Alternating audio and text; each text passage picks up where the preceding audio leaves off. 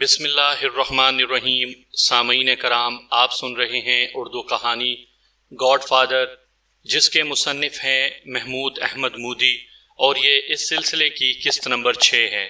مجھے امید ہے آپ کو میری یہ کاوش پسند آ رہی ہوگی۔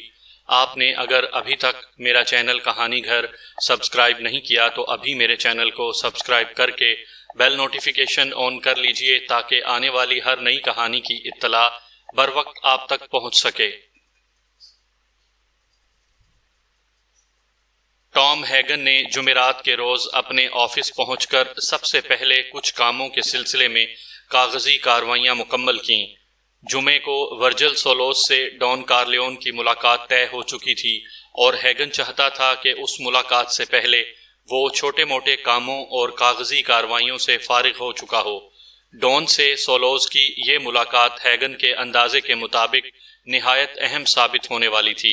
اسے معلوم ہو چکا تھا کہ سولوز در حقیقت فیملی کے ساتھ کاروباری شراکت داری کی کوئی تجویز لے کر آ رہا تھا۔ ڈان کو اس وقت کوئی خاص حیرت یا افسوس نہیں ہوا تھا جب ہیگن نے لاس اینجلس سے واپس آ کر اسے بتایا تھا کہ فلمی دنیا کے بہت بڑے آدمی جیک والز سے اس کے مذاکرات ناکام ہو گئے تھے اور اس نے کسی بھی قیمت پر جونی کو اپنی فلم میں کاسٹ کرنے سے انکار کر دیا تھا۔ ڈان نے ہر بات تفصیل سے پوچھی تھی اور ہیگن نے تمام جزیات بیان کی تھیں۔ ان ماں بیٹی کا ذکر بھی آیا تھا جنہیں ہیگن نے والز کے ساتھ فارم ہاؤس سے رخصت ہوتے دیکھا تھا۔ ہیگن نے اس وقت کم سن لڑکی کی جو حالت دیکھی تھی وہ بھی بیان کی تھی۔ اس پر ڈان نے دانت پیسے تھے اور نہایت ہی ناگواری سے بڑبڑایا تھا، خبیث۔ اس سے زیادہ اس نے کسی رد عمل کا اظہار نہیں کیا تھا۔ مجموعی طور پر وہ اسی طرح پرسکون رہا تھا جیسے ناکامی کی اس خبر نے اسے کوئی خاص دھچکا نہ پہنچایا ہو۔ ان کے درمیان یہ گفتگو پیر کے روز ہی ہو چکی تھی۔ پھر بدھ کو ڈان نے ہیگن کو ملاقات کے لیے بلایا تھا۔ وہ حشاش بشاش اور مطمئن نظر آ رہا تھا۔ ایسا لگتا تھا جیسے اس نے مسئلے کا حل تلاش کر لیا ہو، تاہم اس نے ہیگن کو اس سلسلے میں کچھ نہیں بتایا۔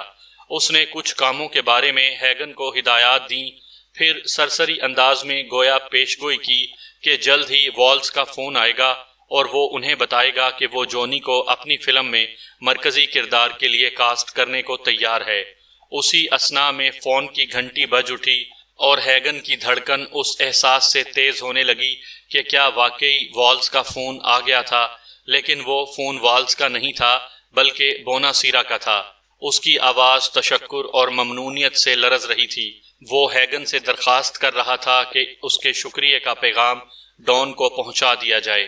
اس کا کہنا تھا کہ اس کا دل ٹھنڈا ہو گیا تھا اور ڈان نے اس کی درخواست قبول کر کے گویا اسے بن مول خرید لیا تھا۔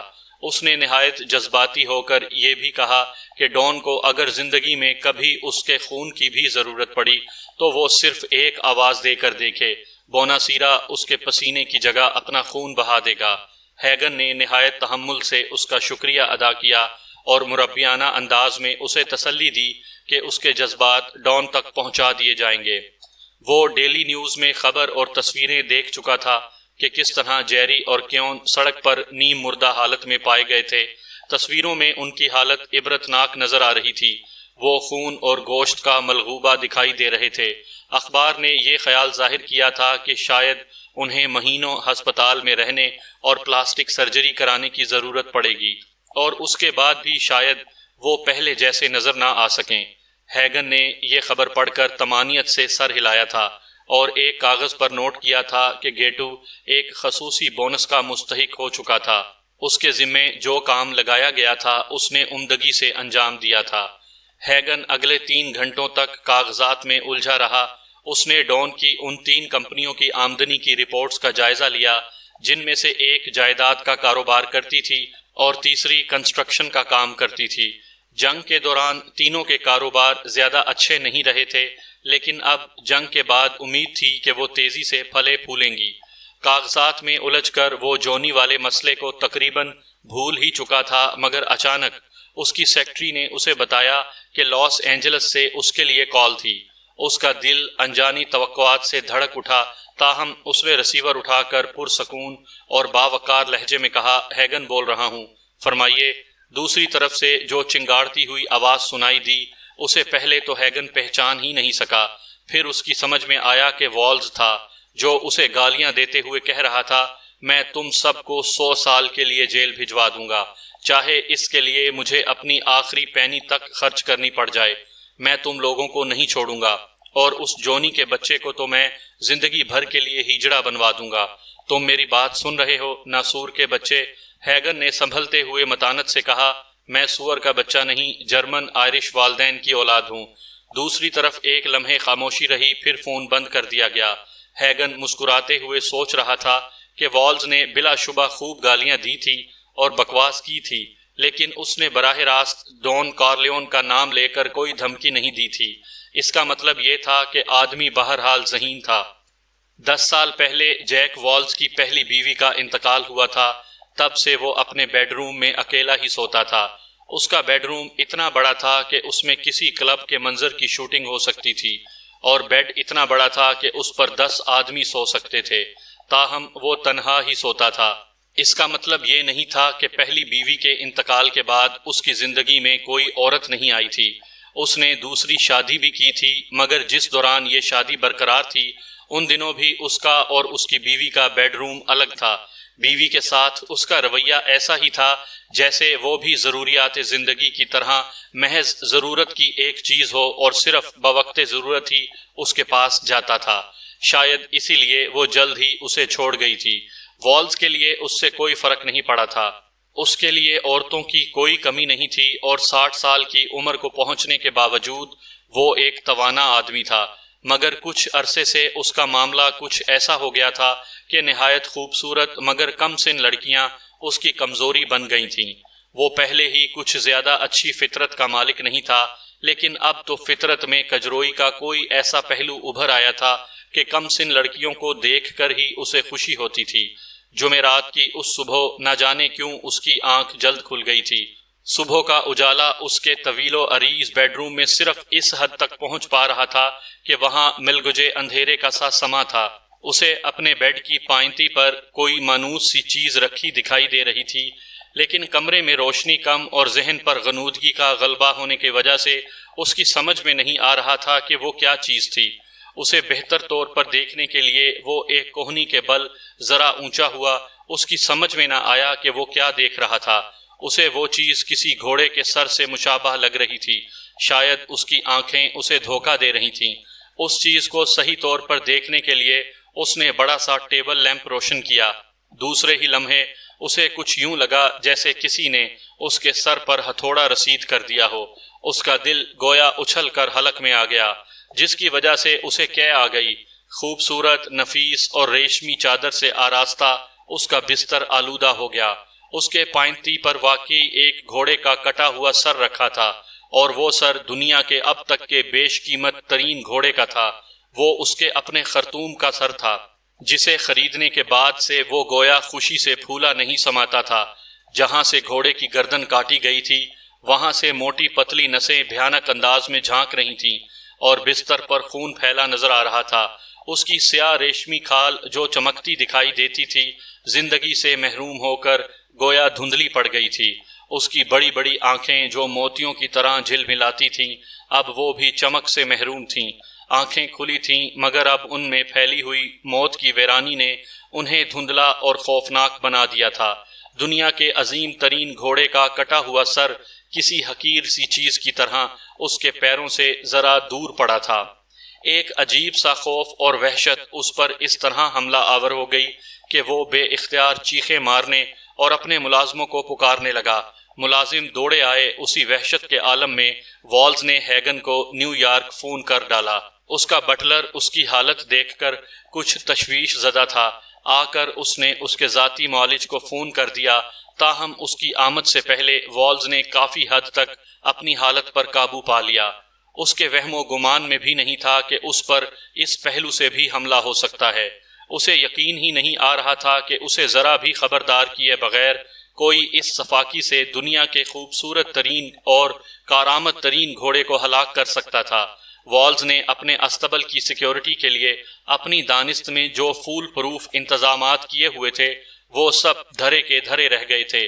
اس نے سیکیورٹی سٹاف سے پوچھ گچھ کی تو رات کی ڈیوٹی دینے والوں نے حلفیہ بتایا کہ انہوں نے کسی قسم کی آواز تک نہیں سنی اور نہ ہی انہوں نے کسی قسم کی غفلت برتی اور نہ ہی انہیں کسی گڑبڑ کا احساس ہوا۔ والز فیصلہ نہیں کر سکا کہ وہ جھوٹ بول رہے تھے، انہیں خرید لیا گیا تھا یا پھر ان کے ساتھ کوئی ایسی چال چلی گئی تھی کہ انہیں احساس ہی نہیں ہو سکا تھا کہ در حقیقت کیا ہوا تھا۔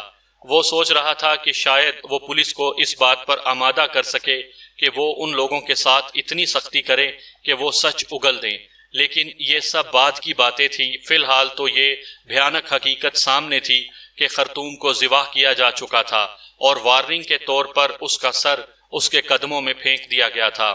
بہرحال والز احمق نہیں تھا، اس جھٹکے نے اس کی انا پرستی کو کہیں دور لے جا پھینکا تھا۔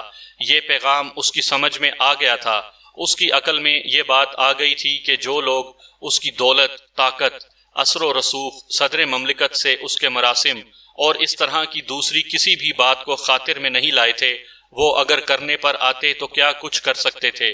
وہ اسے ہلاک بھی کر سکتے تھے، وہ محض اس بات پر اس کی جان لے سکتے تھے کہ وہ جونی کو فلم میں کاسٹ نہیں کر رہا تھا۔ یہ احساس گویا اسے اس کی دنیا سے باہر لے آیا تھا، جہاں اس نے ہمیشہ اپنے آپ کو طاقتور، بہت محفوظ محسوس کیا تھا۔ اسے اندازہ ہو گیا تھا کہ کچھ عناصر ایسی دیوانگی کی پیداوار ہوتے ہیں جن کے سامنے یہ سب باتیں بیکار ہو کر رہ جاتی ہیں کہ آپ کتنے اثر و رسوخ والے تھے، آپ کتنی کمپنیوں اور کتنی دولت کے مالک تھے، کہاں کہاں آپ کا حکم چلتا تھا۔ اسے پہلی بار اندازہ ہوا تھا کہ کچھ لوگ اس جیسے افراد کو یہ احساس بھی دلا سکتے ہیں کہ وہ ہر کام اپنی مرضی کے مطابق نہیں کر سکتے۔ اس کے خیال میں یہ تو کمیونزم سے بھی زیادہ خطرناک چیز تھی۔ ڈاکٹر نے اسے سکون آور دوا کا انجیکشن لگا دیا، اس سے اسے اپنے اعصاب پر قابو پانے میں مدد ملی اور وہ کافی حد تک پرسکون انداز میں سوچنے کے قابل ہو گیا۔ اس نے فیصلہ کیا کہ جذباتی انداز میں سوچنا قطعی مناسب نہیں رہے گا۔ جب اس نے قطعی غیر جذباتی انداز میں سوچنا شروع کیا تو احساس ہوا کہ اول تو یہ ثابت کرنا ہی تقریباً ناممکن تھا کہ اس کے گھوڑے کو ڈان کارلیون کے اشارے پر ہلاک کیا گیا تھا، اور اگر کسی معجزے کے تحت یہ ثابت ہو بھی جاتا تو بھلا ایک گھوڑے کو ہلاک کرنے کی زیادہ سے زیادہ سزا کیا ہو سکتی تھی۔ اس قسم کے مزید کچھ واقعات اسے ملک بھر میں تماشا بنا سکتے تھے۔ اس کی طاقت اور اثر و رسوخ کا بھرم ٹوٹ سکتا تھا، اس کی شخصیت کا سارا تاثر خاک میں مل سکتا تھا۔ عین ممکن تھا کہ وہ لوگ اسے ہلاک کرنے کے بجائے ایسے ہی طریقے آزماتے رہتے کہ وہ دنیا کے تمسخر کا نشانہ بن جاتا اور اس کی شخصیت دو کوڑی کی ہو کر رہ جاتی، اس کا سارا وقار اور دبدبہ ہوا میں تحلیل ہو جاتا۔ یہ سب کچھ موت سے بھی بدتر تھا، اور یہ محض اس لیے ہوتا کہ وہ ایک شخص کو اپنی فلم میں اس کردار میں کاسٹ نہیں کر رہا تھا جس کے لیے وہ موزوں ترین تھا۔ اس نے ایک ایسی بات کو انا کا مسئلہ بنا لیا تھا جس کے بارے میں دنیا کو کچھ پتہ نہیں تھا۔ اس نے سوچا، بہت سوچا، گھنٹوں اس کے دل و دماغ میں دلائل کی جنگ جاری رہی۔ آخرکار وہ اہم فیصلہ کرنے میں کامیاب ہو گیا۔ اس نے اپنے سٹاف کو بلا لیا اور انہیں کچھ ضروری ہدایات دیں۔ پریس کو یہ اطلاع فراہم کرنے کا بندوبست کیا گیا کہ خرطوم کسی بیماری کے باعث مر گیا تھا۔ حقائق جاننے والے تمام افراد سے قسم لی گئی کہ وہ اس معاملے میں کہیں اصل بات کا بھولے سے بھی تذکرہ نہیں کریں گے۔ گھوڑے کی بیماری کے بارے میں بتایا گیا تھا کہ وہ شاید اسے انگلینڈ سے یا امریکہ منتقلی کے دوران راستے میں کہیں سے لگی تھی۔ اس کی لاش کو رازداری سے والز نے اپنی جاگیر کی حدود میں دفن کروا دیا، اور پھر اسی رات جونی کو نیو یارک میں ایک فون کال موصول ہوئی جس میں اسے بتایا گیا کہ والز کی فلم میں کام شروع کرنے کے لیے اسے پیر کے روز اسٹوڈیو پہنچنا تھا۔ اسی شام ہیگن ڈان سے ملاقات کرنے اس کے گھر پہنچا۔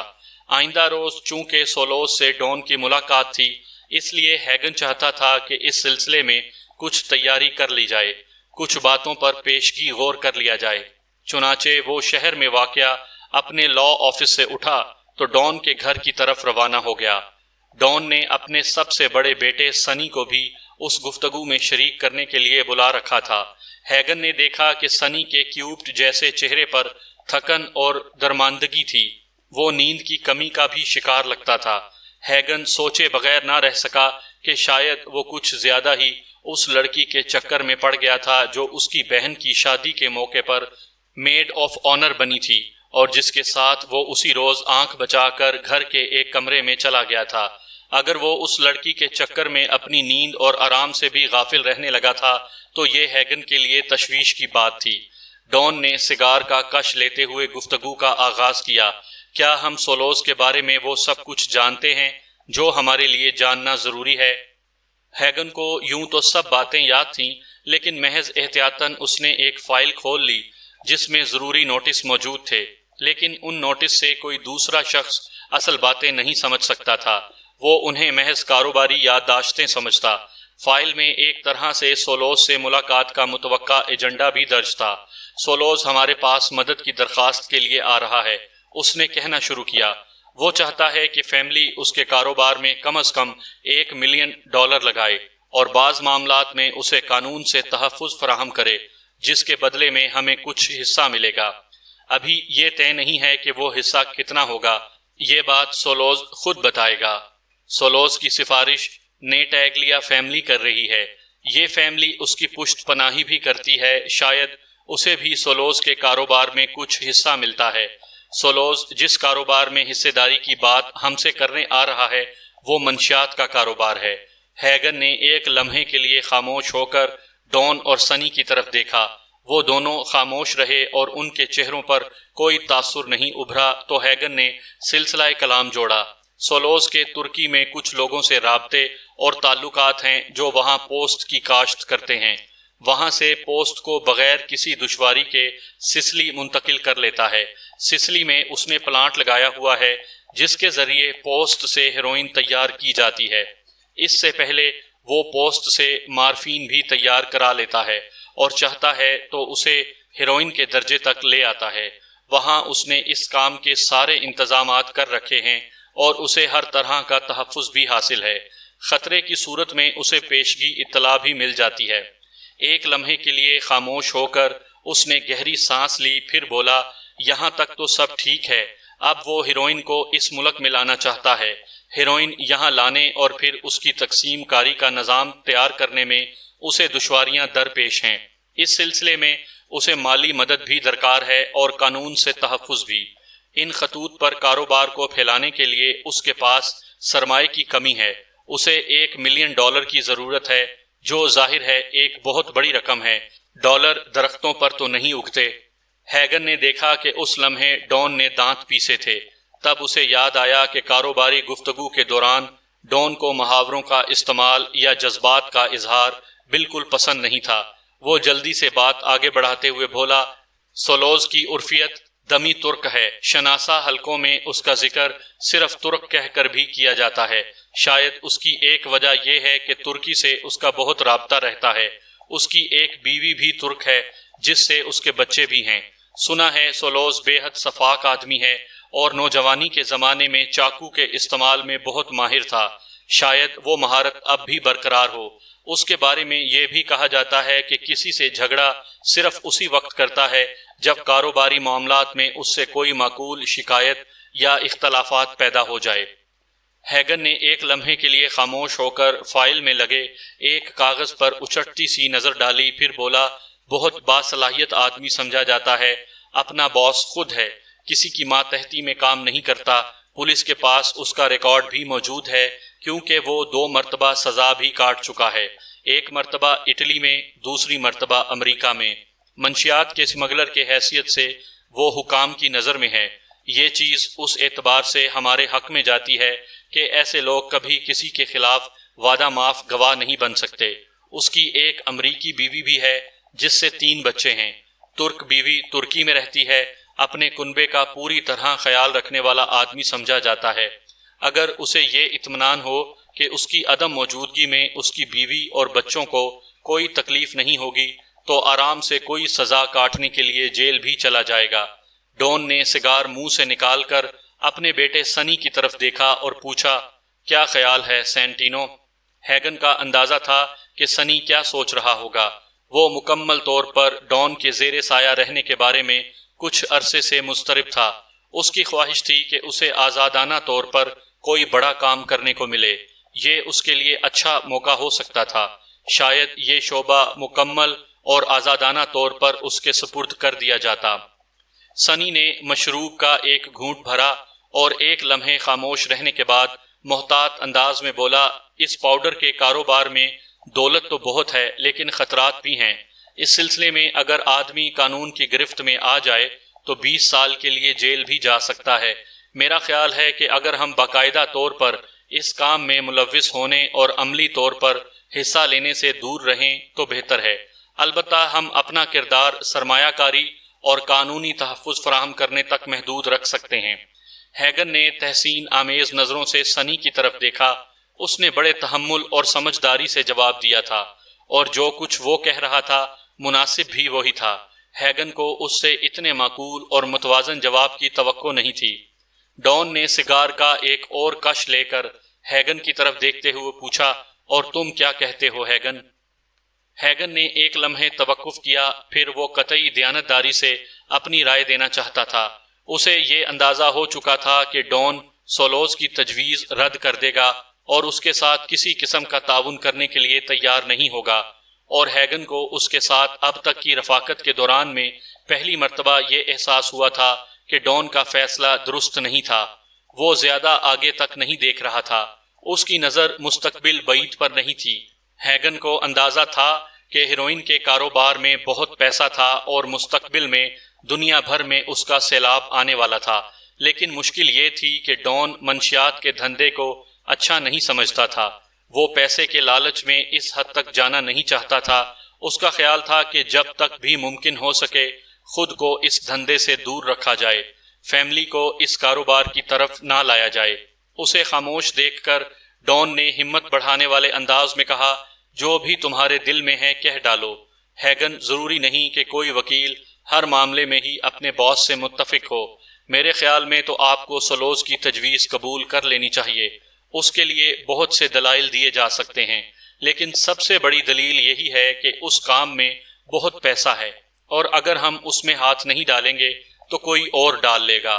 یہ تو بہرحال نہیں ہوگا کہ ہمارے باز رہنے سے امریکہ میں ہیروئن نہ آئے۔ اگر ہم پیچھے رہے تو نیٹیگلیا فیملی یقیناً آگے بڑھ کر اس میں ہاتھ ڈال دے گی۔ اس سے اس کی دولت میں جو اضافہ ہوگا، اس کے بل بوتے پر وہ مزید پولیس افسروں اور سیاستدانوں کو خرید لے گی۔ اس کے اثر و رسوخ اور طاقت میں مزید اضافہ ہو جائے گا۔ وہ ہم سے زیادہ طاقتور فیملی بن جائے گی، اور اس کے بعد وہ ہم سے وہ سب کچھ چھیننے کے لیے حرکت میں آ جائے گی جو ہمارے پاس اس وقت ہے۔ اس کے ہونٹوں پر خفیف سی مسکراہٹ ابھری، اور ایک لمحے کے توقف کے بعد اس نے سلسلہ کلام جوڑا، ہم جیسی فیملیز کا معاملہ بھی حکومتوں اور ملکوں والا ہوتا ہے۔ اگر ایک ملک اپنے آپ کو مسلح کرتا ہے تو دوسرے کو بھی اپنے آپ کو مسلح کرنا پڑتا ہے۔ اگر ایک ملک اپنی فوجی طاقت اور ہتھیاروں میں اضافہ کرتا ہے تو دوسرے کو بھی کرنا پڑتا ہے۔ اگر ایک ملک زیادہ طاقتور ہو جاتا ہے تو دوسرے کے لیے خطرہ بن جاتا ہے۔ اس وقت مکمل طور پر جائز اور قانونی کاروبار کے علاوہ جن تھوڑے بہت غیر قانونی دھندوں میں ہمارا ہاتھ ہے، وہ جوا اور یونین بازی ہیں۔ ان دونوں چیزوں کی پشت پناہی سے ہمیں اچھی آمدنی ہو رہی ہے۔ موجودہ وقت کے لحاظ سے یہی بہترین دھندے ہیں، لیکن ہیروئن مستقبل کی چیز ہے۔ میرا خیال ہے ہمیں لازماً اس دھندے میں ہاتھ ڈالنا پڑے گا، ورنہ ہماری باقی چیزیں بھی خطرے میں پڑ جائیں گی۔ آج نہ صحیح، لیکن 10 سال بعد خطرہ ضرور لاحق ہوگا۔ ڈان اس کی تقریر سے خاصا متاثر نظر آ رہا تھا، تاہم اس نے بڑبڑانے کے انداز میں صرف اتنا کہا، ہاں یقیناً یہ بات تو بہت اہم ہے۔ پھر ایک گہری سانس لے کر وہ اچانک ہی اٹھ کھڑا ہوا اور بولا، اس شاطر آدمی سے کل مجھے کس وقت ملنا ہے؟ وہ صبح 10 بجے یہاں پہنچ جائے گا، ہیگن نے جواب دیا۔ اسے کچھ امید نظر آنے لگی تھی کہ ڈان سولوز کے ساتھ پارٹنرشپ پر آمادہ ہو جائے گا۔ ڈان انگڑائی لیتے ہوئے بولا، میں چاہتا ہوں تم دونوں کل کی اس ملاقات کے دوران بھی موجود رہو۔ پھر وہ سنی کی طرف دیکھ کر بولا، سینٹینو، لگتا ہے تم آج کل آرام بالکل نہیں کر رہے۔ اپنی صحت کا خیال رکھو اور نیند پوری لیا کرو، یہ جوانی زندگی بھر ساتھ نہیں دے گی۔ سنی نے گویا اس پدرانہ شفقت کے اظہار سے شے پا کر پوچھا، پاپا، آپ کا سولوز کو کیا جواب دینے کا ارادہ ہے؟ ابھی میں کیا بتا سکتا ہوں؟ ابھی تو مجھے خود بھی معلوم نہیں ہے۔ ڈان مسکرایا۔ پہلے میں اس کی تجویز اس کی زبان سے سن تو لوں، مجھے تفصیلات معلوم ہونی چاہیے، یہ پتہ چلنا چاہیے کہ وہ ہمیں کتنے فیصد منافع کی پیشکش کرنا چاہتا ہے۔ اس کے علاوہ ابھی ہماری جو بات چیت ہوئی ہے، میں آج رات اس پر غور کروں گا۔ میں جلد بازی میں فیصلے کرنے والا آدمی نہیں ہوں۔ وہ دروازے کی طرف چل دیا، لیکن دروازے پر رک کر وہ مڑا اور بظاہر سرسری سے انداز میں ہیگن سے مخاطب ہوا۔ تم نے سولوز کے بارے میں کافی معلومات جمع کی ہیں، لیکن کیا تمہیں یہ معلوم ہے کہ جنگ سے پہلے سولوز عورتوں کی دلالی سے پیسہ کماتا تھا، اور ٹیگلیا فیملی تو ابھی تک یہ دھندا کرتی ہے؟ اگر تم نے اپنے کاغذات میں یہ بات نوٹ نہیں کی ہے تو اب کر لو، کہیں تم بھول نہ جاؤ۔ ہیگن کے چہرے پر ہلکی سی سرخی آ گئی، تاہم وہ خاموش رہا۔ اسے یہ بات معلوم تھی، لیکن اس نے اسے غیر اہم سمجھتے ہوئے جان بوجھ کر اس کا ذکر نہیں کیا تھا۔ اسے معلوم تھا کہ ڈان اس دھندے کو برا سمجھتا تھا، اس کی اپنی کچھ اخلاقیات تھیں۔ سولوز کچھ ایسا دراز قد تو نہیں تھا، لیکن کسی گینڈے کی طرح مضبوط دکھائی دیتا تھا۔ اس کا جسم ٹھوس اور ورزشی معلوم ہوتا تھا۔ اس کی رنگت ایسی تھی کہ اسے سچ مچ ترک بھی سمجھا جا سکتا تھا۔ اس کی ناک طوطے کی چونچ کی طرح مڑی ہوئی تھی، اور اس کی سیاہ آنکھوں سے صفاکی جھلکتی تھی۔ وہ دیکھنے میں ہی ایک خطرناک آدمی معلوم ہوتا تھا، تاہم اس کی شخصیت میں وقار اور دبدبا بھی تھا۔ سنی کارلیون نے مین گیٹ پر اس کا استقبال کیا اور اسے کمرے میں لے گیا، جہاں ہیگن اور ڈان اس کے منتظر تھے۔ ہیگن نے اس کا جائزہ لینے کے بعد محسوس کیا کہ اس سے زیادہ خطرناک دکھائی دینے والا شخص براسی ہی تھا۔ اسے اب تک جن لوگوں سے واسطہ پڑا تھا، ان میں سے کوئی اسے طاقت اور خطرے کی اتنی واضح علامات لیے ہوئے دکھائی نہیں دیا تھا۔ اس کے مقابلے میں ڈان ایک عام، سادہ لو، بلکہ کسی حد تک دیہاتی سا آدمی دکھائی دے رہا تھا۔ سب نے بظاہر خاصی خوش خلقی سے ایک دوسرے سے مصافحہ کیا۔ رسمی طور پر سولوز کی خاطر مدارت کے لیے عمدہ مشروب بھی پیش کیا گیا۔ اس نے تمہید اور رسمی گفتگو میں وقت ضائع نہیں کیا، جلد ہی وہ مطلب کی بات پر آ گیا۔ اس کے پاس تجویز واقعی منشیات کے کاروبار کی تھی۔ تمام انتظامات کر لیے گئے تھے۔ ترکی میں پوسٹ کی کاشت کرنے والے کچھ لوگوں نے اسے ہر سال ایک مخصوص مقدار میں پوسٹ مہیا کرنے کا وعدہ کیا تھا۔ اس کے پاس فرانس میں ایک پلانٹ تھا جسے رشوت کے عوض تحفظ حاصل تھا۔ اس پلانٹ پر پوسٹ سے مارفین تیار کی جا سکتی تھی۔ دوسرا پلانٹ اس کے پاس سسلی میں تھا، وہ بھی رشوت کی عنایت کی بدولت ہر قسم کے خطرات سے محفوظ تھا۔ اس پلانٹ کے ذریعے مارفین کو ہیروئن میں تبدیل کیا جا سکتا تھا۔ دونوں ملکوں میں پوسٹ اور مارفین کی سمگلنگ اور نقل و حرکت کے لیے بھی اسے ضروری تحفظ حاصل تھا۔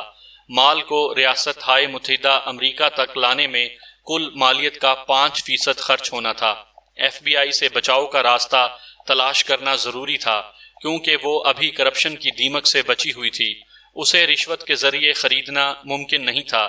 اس کے باوجود سولوز کی رائے میں ہیروئن کی سمگلنگ میں خطرات نہ ہونے کے برابر تھے، اور منافع اتنا زیادہ تھا جو دنیا کے کسی اور دھندے میں نہیں تھا۔ جب خطرات نہ ہونے کے برابر ہیں تو تم میرے پاس کیوں آئے ہو؟ ڈان نے ملائمت سے پوچھا۔